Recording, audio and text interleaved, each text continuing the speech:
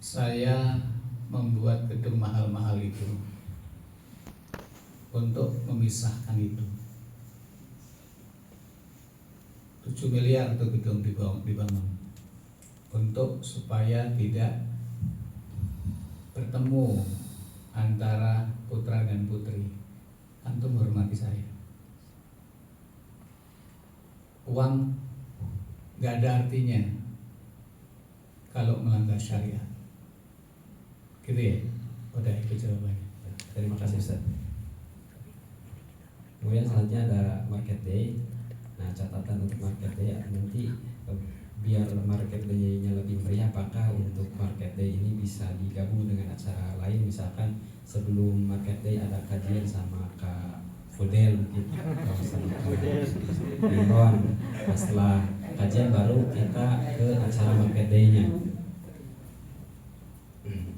Kemudian selanjutnya untuk ujian-ujian, untuk soal ikhwan dan akhwat terpisah, untuk itunya juga sudah terpisah antara pembuatan soal terpisah, kemudian nilai-nilai tidak digabung dalam artian masih dipisahkan.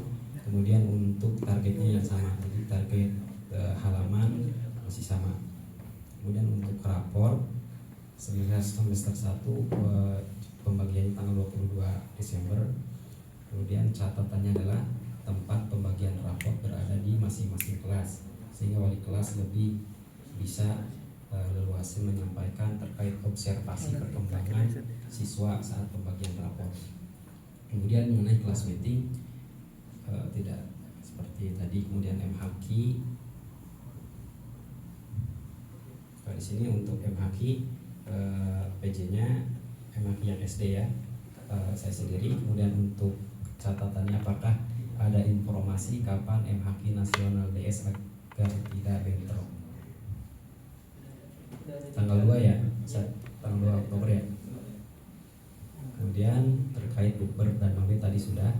Nah, kemudian sekarang terkait PSB untuk tahun ajaran 2025-2026, atau mungkin nanti ya PJ-nya adalah Ustaz Fudel 2026-2027. Untuk catatannya, satu, cara kita mengiklankan PSB ini. Kemudian kedua, menentukan jam operasional PSB dan membuat format WA bisnis. Layanan operasional PSB di sekolah dari jam 7 sampai jam 2 siang. Adapun layanan admin WA PSB dari jam 7 pagi sampai jam 8 malam.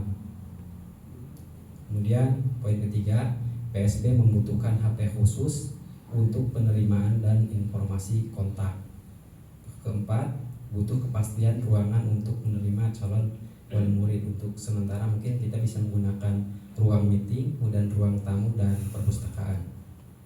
Kemudian yang kelima, kita menjelaskan kepada calon wali murid terkait profil sekolah, tentang visi misi sekolah dan lain sebagainya.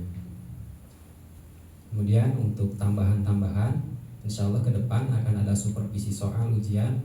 Jadi soal-soal ujian sebelum di print diperiksa dulu sama tim yang memeriksa apakah sudah layak untuk di print atau belum, entah itu terkait sisi bahasa ataupun layoutnya.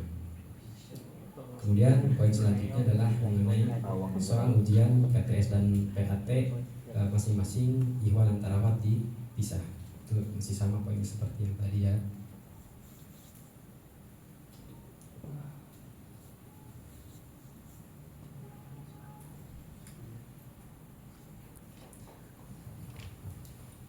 Selanjutnya ini terkait pengajuan kepada yayasan untuk diadakan kajian parenting untuk orang tua minimal 2 kali dalam setahun offline.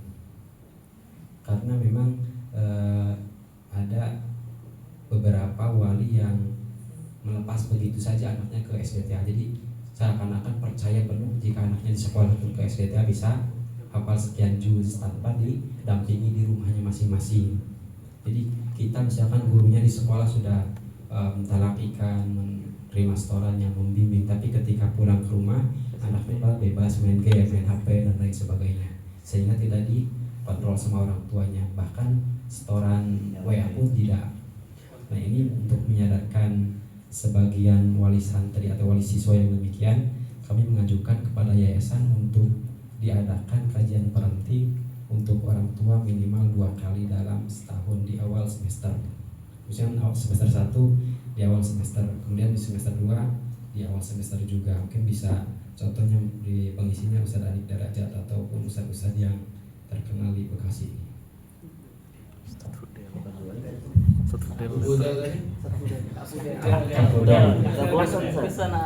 Bosan anak-anak. Kemudian